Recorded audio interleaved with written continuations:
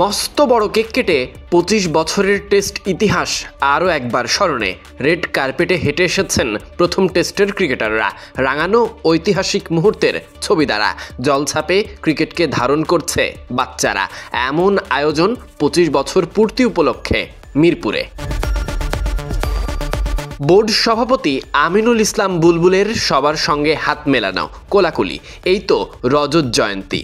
একে অপরের টাই বাঁধা, কাছে পেয়ে বুকে জড়িয়ে ধরা, করমর্দনে প্রশান্তি খোঁজা, সবাই তো একসাথে। এভাবে দীর্ঘ যে কতদিন পরে তা অনেকেরই নেই মনে। তবে এই মিলন মেলা দিন বদলেরও যাত্রা।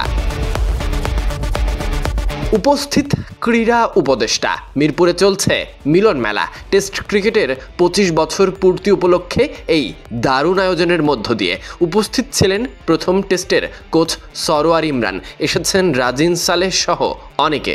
গাজী আশরাফ হোসেন লিপু, যিনি এখন টাইগার নির্বাচনের দায়িত্বে।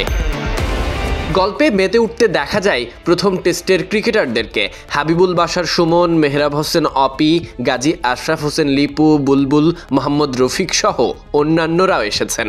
প্রস্তুত ছিল টেস্ট ক্রিকেটের ২৫ বছর রজত জয়ন্তী উদযাপনের মঞ্চ। চারিদিকে ঐতিহাসিক সেসব মুহূর্তের ছবিগুলো পরিবেশটাকে করেছে আরও আবেগঘন।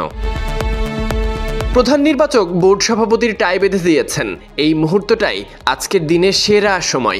এক সময় ছিলেন সতীর্থ, তাই এই টাই বেঁধে দেওয়া আবেগঘন মুহূর্ত।